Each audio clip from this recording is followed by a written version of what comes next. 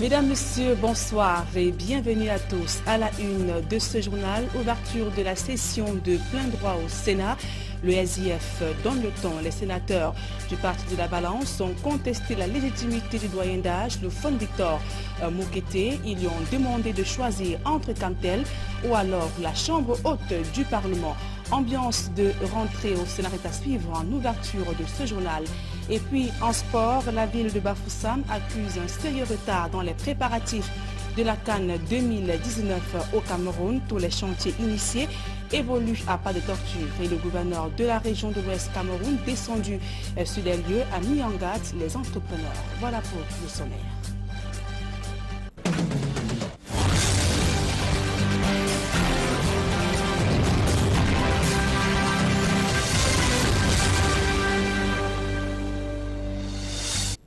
Mesdames, Messieurs, une fois encore, bonsoir et bienvenue à tous. Je vous le disais en titre, le SIF conteste la légitimité du bureau d'âge que préside le Fond Victor Moukété. En cause, l'incompatibilité dans laquelle tombe ce dernier, PCA de Kamtel.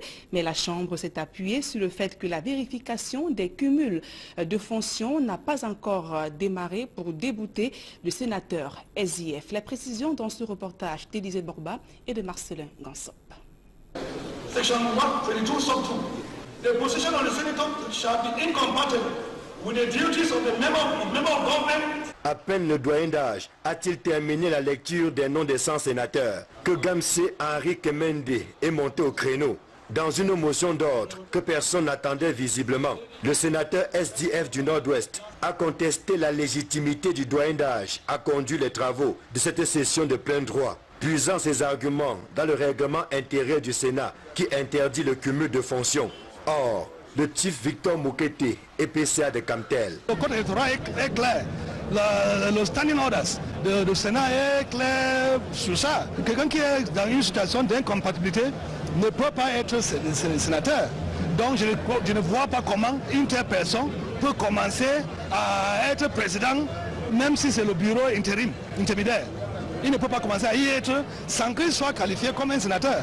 Donc c'est ça que j'ai soulevé, mais on a dit que vraiment on va regarder ça après. Mais je ne vois pas ça normal. C'est le rôle que notre parti, le SDF, va continuer à jouer pour soulever le point d'exception. Les choses qui ne marchent pas, on doit le dire. C'est pas parce que les gens ont travaillé dans le bureau en considérant certaines choses par l'erreur qu'on doit se soumettre sur cette erreur. Cette motion d'ordre a le don d'installer un silence de cimetière dans la salle. Plusieurs minutes vont s'écouler avant que le sénateur Pierre Flambon-Gayap de l'UNDP ne prenne la parole pour démonter, en s'appuyant sur le règlement intérieur du Sénat, les arguments présentés par le SDF. Les vérifications des cas d'incompatibilité ne peuvent être effectuées que lorsque le Sénat se réunit en session de plein droit, et après qu'il ait mis en place ces bureaux de vérification. Les sénateurs ne sont pas autorisés à s'auto-vérifier. Je pense donc, Monsieur le Président d'âge, qu'il serait utile, sur ce point, de ne pas retenir le point d'ordre de mon collègue. Vous savez, quand vous êtes nouveau, il faut apprendre, il faut lire le règlement intérieur, la session de plein droit. On va parler de tout ça. Le discours du doyen d'âge. Après, il y aura des commissions qui vont se créer cet après-midi. C'est là qu'on va parler de tout ça. Donc, notre collègue du SDF doit quand même s'intégrer, apprendre notre règlement intérieur. C'est pour ça que nous avons été un peu surpris. Vous savez, quand vous venez dans un nouveau milieu, il faut d'abord apprendre avant de poser des questions qui peuvent à la fin vous ridiculiser. Finalement, le débat est tranché en faveur du doyen d'âge qui va prendre la parole pour prononcer le discours d'ouverture de cette session de plein droit, avec à ses côtés les deux plus jeunes sénateurs, dont Abu Marlis de la NDP qui entame un deuxième mandat, et le tout nouveau Fon Andreas Nembo Lukunze, sénateur du Sud-Ouest, âgé de 42 ans. Place dans la foulée à la constitution des commissions devant vérifier les mandats et vider les incompatibilités. C'est un préalable avant la remise des attributs aux sénateurs. Émotion, joie, mais aussi prise de conscience par rapport au poids des responsabilités. La session de plein droit ouverte ce jour au Palais des Congrès de Yaoundé était un grand moment de retrouvailles pour les anciens, mais aussi l'instant des premiers pas pour les nouveaux. Une fois encore, Marcelin Gansop et Élisée Borba. Pour leur premier pas au Sénat, la tâche n'était pas aisée pour certains, encore sous l'emprise de l'émotion. Bien sûr, je suis excité. J'attends le début, j'attendrai pour voir. Je vais défendre strictement la population de la région de l'Ouest, bien sûr. D'autres, un peu préoccupés au départ, sont revenus les pieds sur terre en foulant la salle du Palais des Congrès de Yaoundé. Lorsque j'ai été nommé, d'abord c'était une surprise. Et j'avais de l'appréhension. Et je me demandais comment ça allait se passer. Mais depuis que je suis entré dans cette salle, le stress a baissé avec l'accueil que j'ai reçu des anciens sénateurs et même des nouveaux. Je me sens dans une véritable famille. J'attends seulement maintenant que nous puissions commencer le travail. Il y avait donc de la joie, doublée d'émotions dans l'air. Surtout la prise de conscience des uns et des autres, du poids des responsabilités. J'ai un devoir d'apprendre, apprendre pour servir le peuple camerounais dans une autre capacité, hors des classes et hors de mon bureau de chef de premier degré en tant qu'auxiliaire de l'administration. Je vais servir et contribuer mon petit peu pour que le processus de décentralisation que ça poursuive. Et vous savez, la décentralisation sera la cheville ouvrière des prochains mandats, des prochaines années dans la République. Et nous, qu'est-ce qu'on veut? Le Sénat, c'est un organe très important dans le cadre de la décentralisation.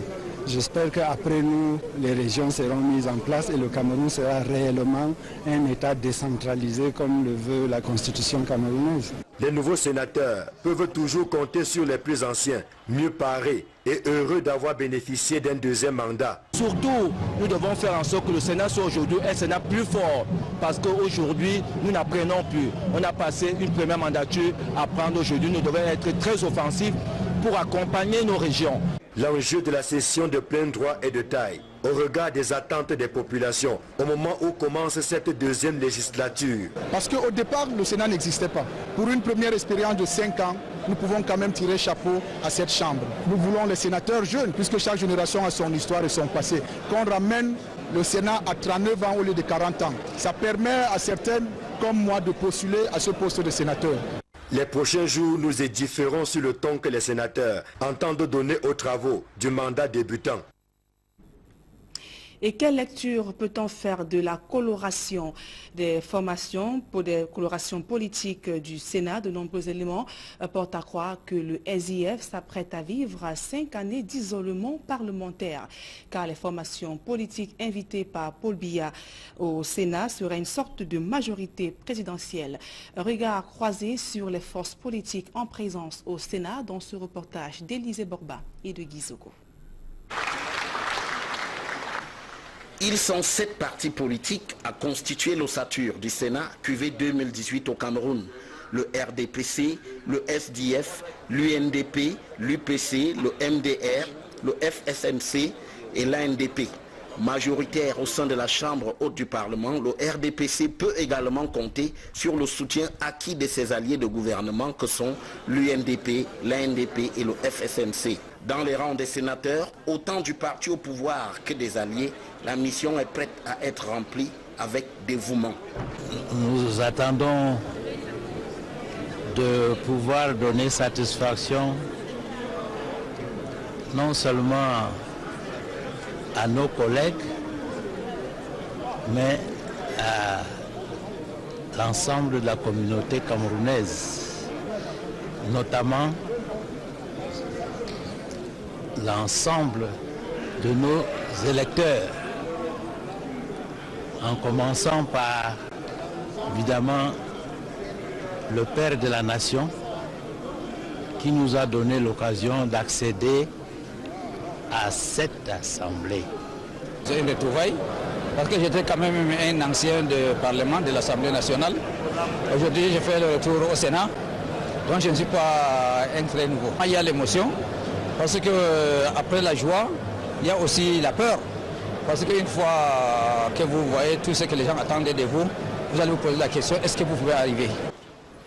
Dans ce positionnement, le sort de l'UPC n'en est pas moins ambigu, tant le défaut de clarification de la posture du sénateur nommé nourrit l'incertitude. Mais à en juger par ses déclarations, aucune place n'est laissée à l'équivoque.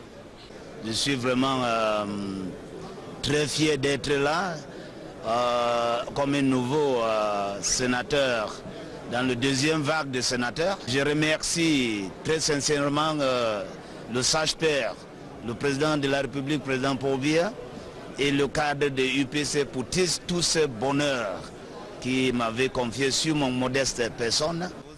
Pour le moins, cela promet de chaudes explications dans les rangs du parti du CRAB, où l'on est de plus en plus sourcilleux sur la question de l'alliance avec le RDPC qui, pour la direction de ce parti, reste à définir. Dans ce paysage, seul le SDF apparaît résolument ancré dans la position opposée à celle du RDPC et de ses alliés. Ce qui en fait le petit poucet du Sénat qui devra bien se faire une place, malgré tout. Et à suivre en deuxième partie de ce journal, les éclairages du docteur Louison Essomba. Il est enseignant de droit public à l'université de Douala. Il reviendra sur les enjeux de cette session de plein droit ouverte ce matin au Palais des Congrès, ainsi que la notion d'incompatibilité qui a donc émaillé l'ouverture des travaux ce jour et quelques heures avant l'ouverture de cette session de plein droit au Palais des Congrès de Yaoundé. Un sénateur UPC nommé Leke Besondongo est allé recevoir la bénédiction de ces siens.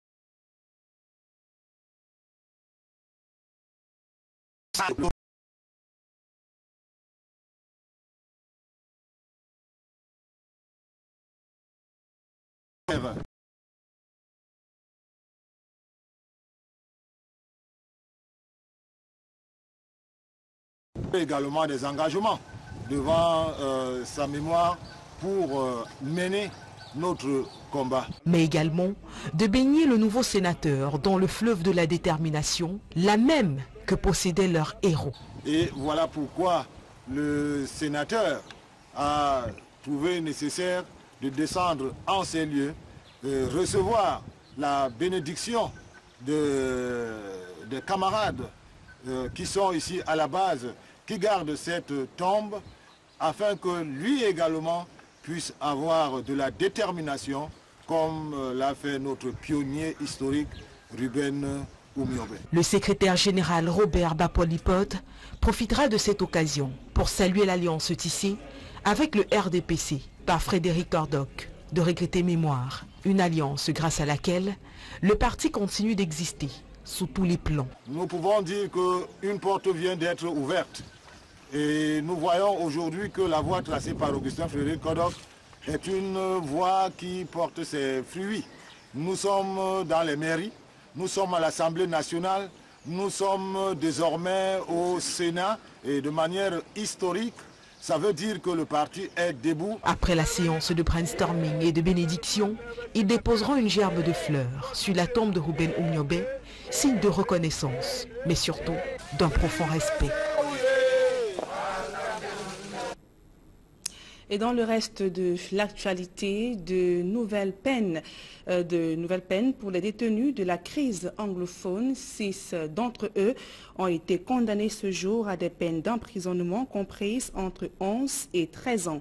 Il s'agit de Jacob Lopté, 11 ans de prison, Gottlof Numfort, 12 ans de prison, Eugène Baing, 12 ans de prison, Lévit Tayo, 13 ans de prison, Bruno Wiba, 13 ans également, ainsi que pour Eugène Newforan. Ils devront également verser une somme de 800 000 francs CFA au titre de dommages. Les condamnés ont été reconnus coupables des faits de rébellion, coercion, d'actes de terrorisme, entre autres. Ce sont les mêmes faits motifs qui pèsent sur l'activiste et animateur de radio Manchou Bibitsi. Son cas est toujours en cours devant le tribunal militaire de Yaoundé. Les plaidoiries menées par les avocats maîtres Emmanuel Sims, Bernard Mouna se poursuivent au tribunal militaire de Yaoundé.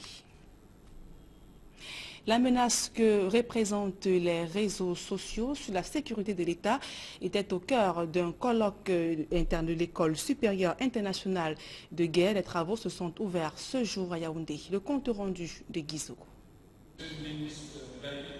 Quelles menaces les réseaux sociaux font-ils peser sur la sécurité nationale et comment y répondre? C'est l'objet d'un colloque international que l'École supérieure internationale de guerre de Yaoundé vient d'abriter.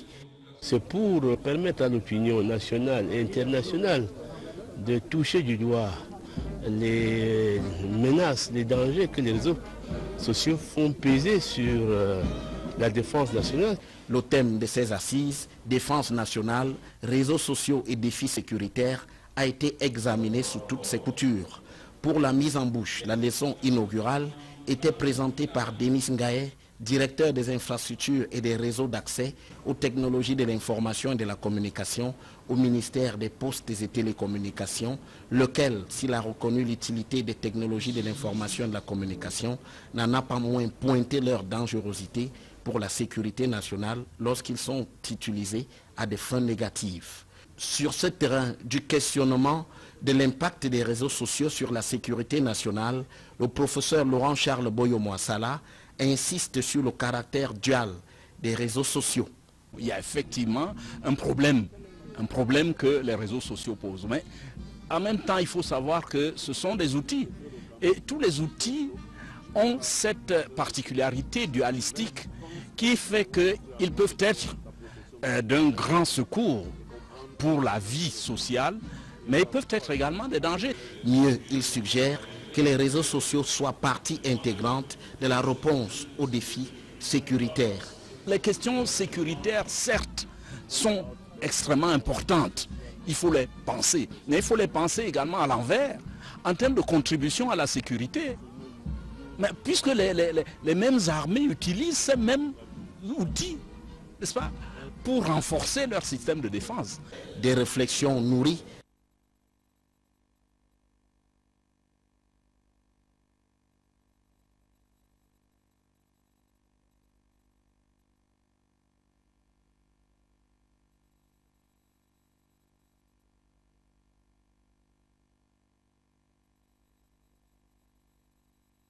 s'est transformé petit à petit à des comptoirs de fortune pour les commerçants, d'où l'action musclée ce mardi du sous-préfet de Douala Ier dans cet espace marchand. Le marché nu des dos était devenu un haut lieu du désordre urbain dans l'arrondissement de Douala Ier.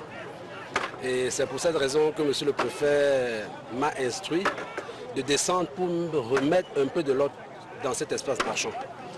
Évidemment, vous savez que les Camerounais sont ce qu'ils sont, c'est-à-dire c'est un éternel recommencement, mais vous pouvez en être sûr, à chaque fois que ce sera nécessaire, je n'hésiterai pas de descendre pour que cet espace, pour que l'ordre puisse régner ici. Vous vous rendez compte qu'un peu plus bas là-bas, il y a un rond-point. C'est aujourd'hui que moi j'ai su qu'il y avait un rond-point là-bas. Les gens avaient complètement envahi. Les gens s'installent sur la voie publique. La voie publique, c'est la voie publique, c'est-à-dire que c'est une voie qui est là pour tout le monde, mais les gens ne pouvaient plus passer par le marché nu des dos. Oh, et c'est nous qui nous plaignons de ce qu'il y a des bouchons partout dans la ville. Des routes existent, nous les occupons anarchiquement et c'est nous qui nous plaignons. L'espace assaini, l'on peut enfin circuler librement sur cette route qui traverse le marché d'Aïdo.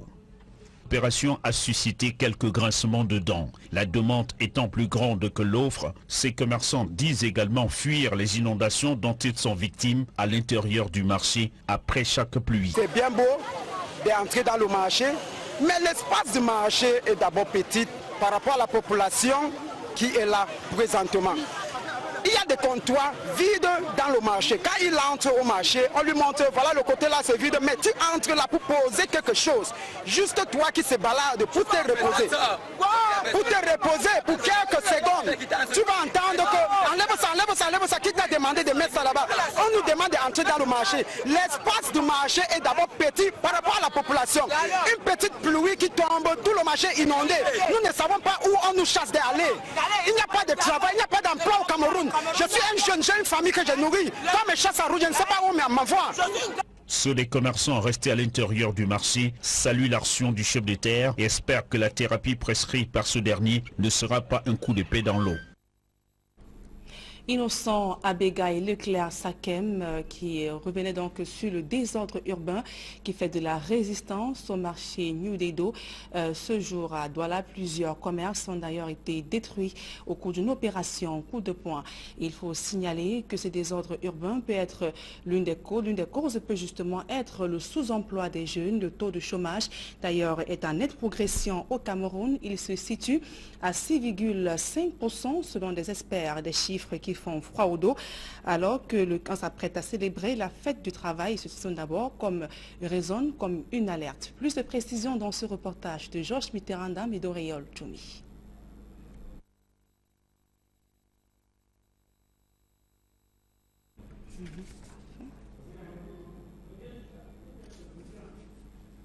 Donc, nous revenons donc sur ce reportage d'Auréole Toumi. Je vous le disais il y a quelques instants, le taux de chômage est toujours en nette progression. Au Cameroun, les chiffres se situent autour de 6,5% selon des experts. Un chiffre donc qui fait froid au dos et qui, à la veille de la célébration de la fête du travail, résonne comme une alerte. Auréole Toumi et Georges Mitterrandam.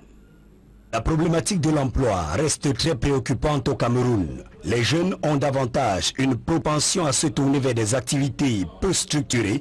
Conséquence, 90% des travailleurs exercent dans le secteur informel et 70% gagnent moins de 50 000 francs CFA par mois. Il faut que les jeunes comprennent que pour trouver un emploi, il faut avoir un métier. Donc premièrement, la qualification. Secondo, connaître son environnement.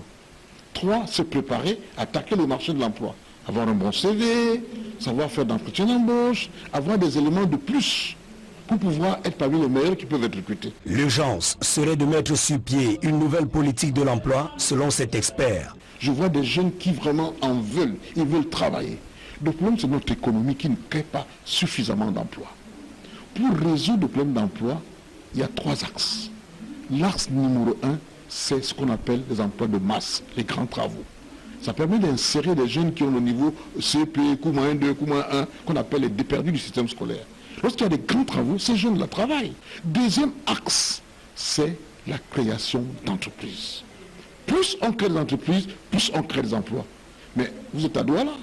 Est-ce que vous connaissez ces derniers temps 3-4 industries qui ont été créées à Douala, où chacune a créé 200 emplois. Le dernier axe, c'est la formation professionnelle. Lorsque quelqu'un a un métier, ce métier peut l'amener à créer son emploi. Aujourd'hui, on a une grosse ouverture dans le digital. Au Cameroun, des milliers de jeunes sont exclus du monde de l'emploi. Nous observons avec désarroi qu'il y a une saturation du marché de l'emploi. Les demandeurs sont très énormes face à une minorité d'offres d'emploi. Et du coup, nous rencontrons aussi des difficultés telles que le favoritisme, le tribalisme quelquefois. Tu es frustré parce que tu te dis tu as un niveau comme par exemple une licence, tu ne fais rien, c'est difficile. La faute peut-être à un système social orienté uniquement sur la diplomique. Vous connaissez le nombre d'emplois où on demande des gens qui ont le BPC, où j'ai la licence en ethnologie. Ethnologie même c'est quoi? Ou en philosophie? Il va travailler où? Ou en géographie? Ou en histoire? Il doit chercher à avoir un métier. Il faut un métier à travers ce qu'on appelle une formation complémentaire. Lorsque vous avez un métier, vous êtes à 50% de l'emploi. Mais la rareté de l'emploi s'expliquerait aussi par la désinvolture des jeunes qui ont perdu espoir. La première chose, il faut renoncer au découragement. et croire en soi-même et croire en Dieu. Ça, c'est important. La fête du travail pointe à l'horizon. De nombreuses entreprises payeront les jeunes au quartier pour le défilé. Tous ces jeunes seront alors appelés travailleurs le temps d'une marche. L'ambassadeur d'Israël au Cameroun, son Excellence Ran Guidor, a effectué une visite au Centre d'excellence et d'innovation de l'Université de Ngaoundéré. Cette visite a été l'occasion pour le chef de la diplomatie israélienne au Cameroun de toucher du doigt l'un des fruits de la coopération entre les deux pays. Xavier Foucault. C'est dans le cadre de la matérialisation d'un pan de la coopération entre le Cameroun et l'État d'Israël, coopération datant de 1960, que son Excellence Ran Guidor, ambassadeur d'Israël au Cameroun, a visité les locaux du Centre d'excellence et d'innovation de l'Université de Ngaoundéré. Une visite d'évaluation et d'inspection. Je voulais arriver ici personnellement et voir tout le potentiel en vue des coopérations futures. Nous n'avons aucun doute pour le fait que l'Université de Ngaoundéré est un partenaire sérieux. Et je suis très heureux d'être ici aujourd'hui et très optimiste en ce qui concerne la promotion de notre coopération. Une coopération davantage renforcée par les activités de l'Agence israélienne pour la coopération et le développement, MACHAV en hébreu, et qui est tout un programme dont a bénéficié l'Université de Ngaoundéré. On a déjà fait le programme MACHAV, c'est-à-dire pour la formation dans le agribusiness. Il y a ceux qui sont déjà partis pour la formation et ils sont prêts pour implémenter ce qu'on est en train de faire. Et même, il y a MACHAV qui donne encore certains financements pour les projets. Donc, ils sont en train de développer les programmes. Et pour nous, très rapidement, on aura certaines de ces productions dans le secteur agricole ici à l'Université de Ngaoundéré et dans la région de l'Adamawa. 2 enseignants ont déjà bénéficié des formations en Israël grâce à ce programme MACHAV, établi en 1958 dans le cadre du ministère des Affaires étrangères israéliennes. Ce programme a pour objectif de partager avec d'autres nations l'expertise et les technologies qui ont été utiles dans sa propre recherche sur la voie du développement. Ce programme offre des formations en divers domaines, entre autres en nutrition, en entrepreneuriat et en développement communautaire. Et je vous le disais en titre, peur sur la Cannes 2019 dans la ville de Bafoussam. La visite des chantiers effectués par le gouverneur de la région de l'Ouest Cameroun font savoir que les chantiers sont juste couverts à seulement 30%. Awafonka Augustine n'a pas caché sa colère. Plus de précisions dans ce reportage de Jean-Paul Chouniat et Dalastiana.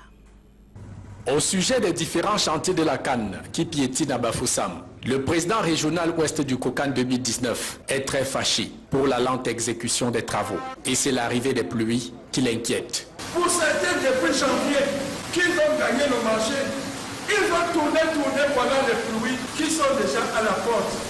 Et il faut commencer à nous raconter des histoires. Dans l'ensemble, les travaux exécutés sur les différents chantiers sont à moins de 30%. Le temps court et la pression monte.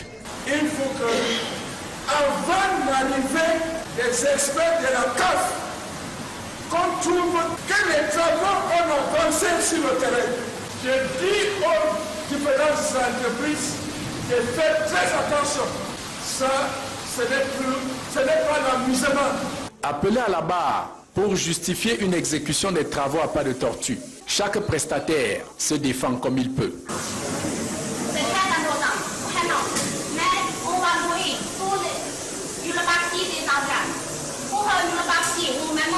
Après avoir écouté toutes les explications à n'en plus finir, le président du COCAN Ouest interpelle les sommeliers. Et celui qui croit qu'il ne peut pas être à la hauteur des tâches, il faut qu'il se retire et il démissionne par rapport à l'exécution de ce marché. Et ceux qui espèrent aller jusqu'au bout de leurs tâches sont mis en garde sur les délais. Si une entreprise ne peut pas respecter le délai, l'État va prendre sa responsabilité. Là, c'est clair. Après avoir visité les chantiers de Yaoundé, Garoua et Douala, Le Premier ministre Philémon Yang pourrait arriver à Bafoussam dans les prochains jours, bien avant les experts de la CAF attendus au mois de juin 2018. Dans un instant, la deuxième partie de ce journal.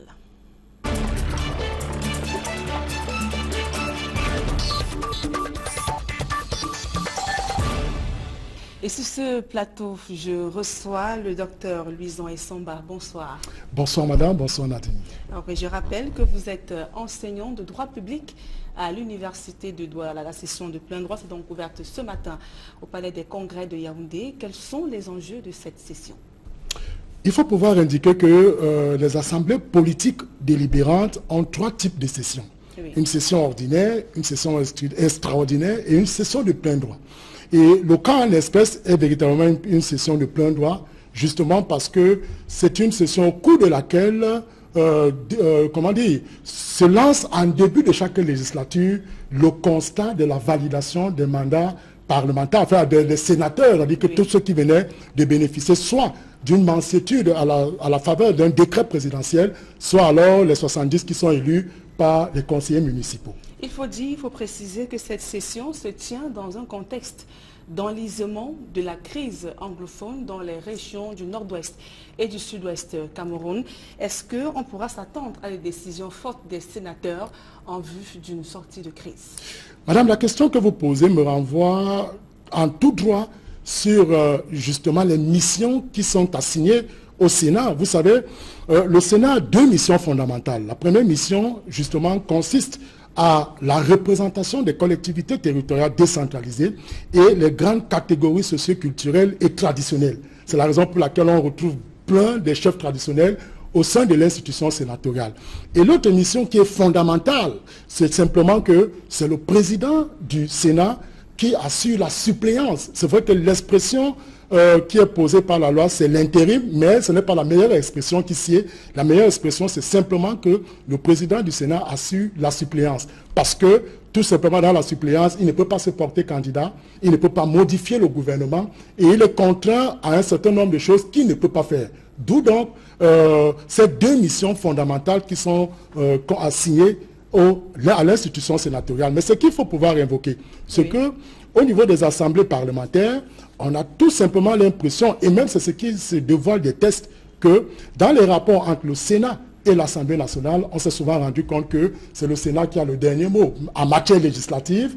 Et vous savez, lorsque les deux chambres se retrouvent en congrès, c'est toujours le président de l'Assemblée nationale qui préside les débats. Et vous pensez que la présence des chefs traditionnels pourrait faire tâche d'huile dans la résolution de cette crise au niveau du Sénat? Bien entendu, nous l'avons évoqué en plusieurs opportunités qui nous étaient offertes pour indiquer que le débat, le dialogue est possible si on y mêle de façon formelle et de façon claire la participation réelle des chefs traditionnels. Vous savez aujourd'hui que le statut de chef traditionnel est devenu dynamique. Parce qu'au départ, on concevait les chefs traditionnels comme dépositaires du pouvoir traditionnel. Mais aujourd'hui, il faut évoluer dans la conception du statut du chef traditionnel qui aujourd'hui, avec l'indemnité offerte par le président de la République à travers le décret de 2013, oui, on se rend compte que les chefs traditionnels désormais sont considérés comme les auxiliaires de l'administration parce que étant considérés aussi comme le cordon ombilical qui lie l'administration et les populations locales. Et pour un Camerounais lambda téléspectateur, en quoi consiste la session de plein droit? La session de plein droit veut tout simplement dire que c'est une session au cours de laquelle, lorsque des élections viennent de se tenir, oui, la nouvelle législature impose donc qu'on puisse valider le mandat soit des élus, soit des nommés. C'est-à-dire que, et en cette session de plein droit, la particularité également, c'est que dès lors que les sénateurs se retrouvent, première des choses, la manière de s'asseoir est différente parce qu'ils s'asseyent par ordre alphabétique. Et il y a des chevalets qui indiquent les positions assises de chaque sénateur. Et de deux, cette session s'ouvre à travers la lecture du procès verbal des résultats des élections du 25 mars, qui se sont tenues le 25 mars. Et après cela, il y a la lecture du décret portant nomination des 30 sénateurs qui viennent justement du pouvoir discrétionnaire du président de la République. Donc voilà, et à cette session également, ce qui traduit sa spécificité, c'est aussi qu'on mettra en place le bureau le bureau d'âge. Et la mise en place du bureau d'âge va donc, conduire les travaux jusqu'à l'élection du bureau de la seconde législature. Et parlant du bureau d'âge, comment appréciez-vous cette posture des sénateurs du SIF qui ont estimé lors de l'ouverture de cette session de plein droit que le TIF Victor Moukete ne pouvait pas siéger en qualité de sénateur puisqu'il est PCA de Camtel, dont ils ont évoqué l'incompatibilité avec la fonction de sénateur et toute autre fonction du gouvernement. Comment réagissez-vous à cela? On doit pouvoir indiquer que, vous savez, le secrétaire général qui a un rôle administratif de l'Assemblée parlementaire a l'obligation de porter à l'attention des nouveaux membres de l'Assemblée délibérante élue, c'est-à-dire les conditions d'incompatibilité. C'est pourquoi la validation parlementaire impose donc le contrôle sur les incompatibilités pour voir si les nouveaux sénateurs élus et nommés ne sont pas dans ce régime d'incompatibilité qui voudrait que vous ne pouvez pas occuper deux fonctions électives à la fois, c'est-à-dire être à la fois maire et député, ou être à la fois sénateur et député, ou encore être à la fois sénateur et PCA d'une entreprise publique. Mais on a vu ce jour que le doyen d'âge, Victor Moukete, est PCA de Camtel. Justement, c'est une incompatibilité flagrante qui va donc amener le TIF Moukete, qui en novembre, d'ici novembre aura 100 ans, qui va donc amener le TIF Moukete à choisir, soit à rester PCA de Camtel, soit alors à laisser le poste de PCA pour avoir le statut de sénateur. Et vous convenez avec moi que si nous avons laissé, si ce statut a perduré il y a 5 ans, c'est justement parce que le Conseil constitutionnel n'était pas encore mis en place. Et je pense pour ma part que c'est une occasion idoine pour le Conseil constitutionnel, une fois qu'il sera saisi de cette histoire, parce que vous savez, dès que c'est posé en début de cette session, ça veut tout simplement dire que les sénateurs ne vont pas laisser cette incongruité perdurer. Avec la mise en place du Conseil constitutionnel, et c'est là l'importance de ce conseil, on verra que le Conseil constitutionnel pourra être saisi soit par le président de l'Assemblée nationale, soit par un tiers des sénateurs pour pouvoir trancher cette question. C'est le cas de l'incompatibilité et justement il faudrait préciser que toute une commission a été mise sur pied pour pouvoir donc évaluer ces cas. Vous y croyez que cela pourra aboutir à quelque chose? Oui, vous savez, et il faut le préciser à l'endroit des sénateurs élus ou nommés. Une fois que vous êtes élu ou nommé, il faudrait savoir qu'il y a le règlement intérieur de l'Assemblée nationale et même du Sénat prévoit qu'il y a des procédures internes de contrôle. C'est-à-dire, on va donc d'abord vérifier s'il n'y a pas ces problèmes d'incompatibilité qui se posent avec acuité. Et dès lors que ces problèmes seront éventuellement soulevés et que c'est avéré qu'il y a incompatibilité, comme c'est le cas d'espèce pour le TIF Moukete, ça fait donc de sorte que les 4 commissions qui sont composées de 25 sénateurs vont donc statuer et porter l'affaire à l'Assemblée plénière pour une discussion globale. Et il faut dire que le SIF, principal parti de l'opposition, n'a plus de groupe parlementaire comme en 2013. Donc, quelles peuvent être les conséquences d'une telle situation dans le Sénat actuel au Cameroun?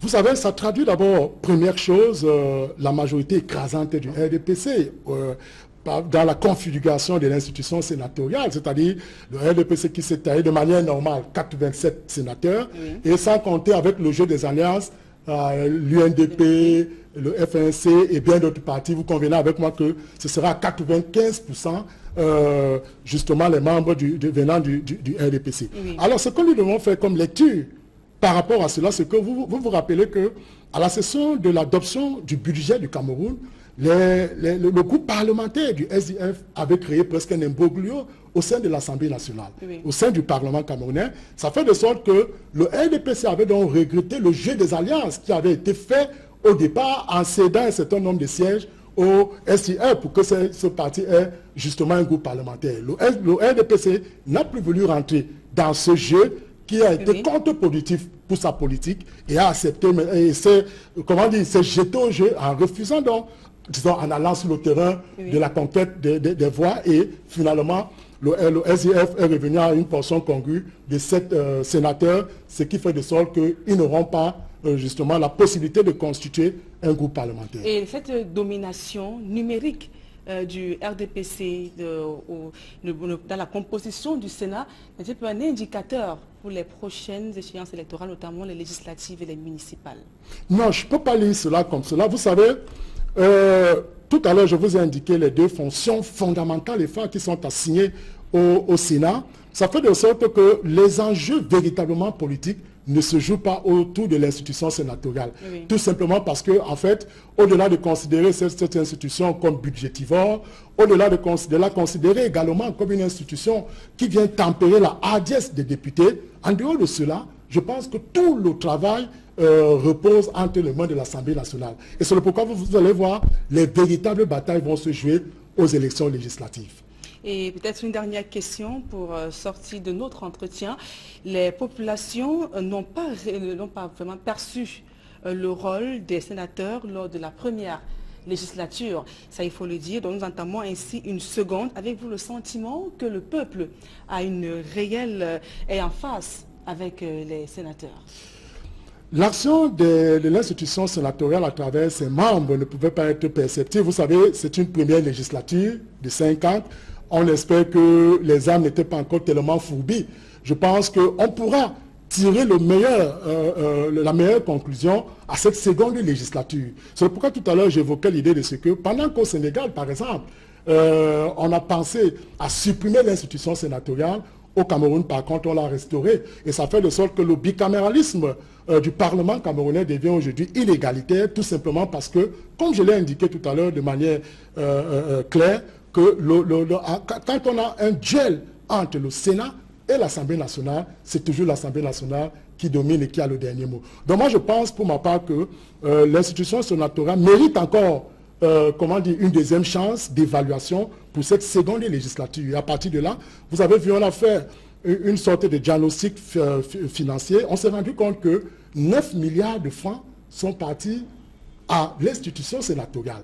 Alors on estime bien que cet argent aurait pu servir soit à revaloriser le salaire des enseignants, peut-être aussi, soit bien entendu à porter des actes en vue du développement de notre pays. Merci, Dr Louison Essamba, d'être venu ce soir. C'est moi qui vous remercie, madame. Bon, je rappelle que vous êtes enseignant de droit public à l'Université de Douala. Mesdames et messieurs, c'est la fin de ce journal. Merci pour votre aimable attention et à retrouver tout juste après ce journal Julingue Nyondé dans le cadre de votre émission Parole de femmes.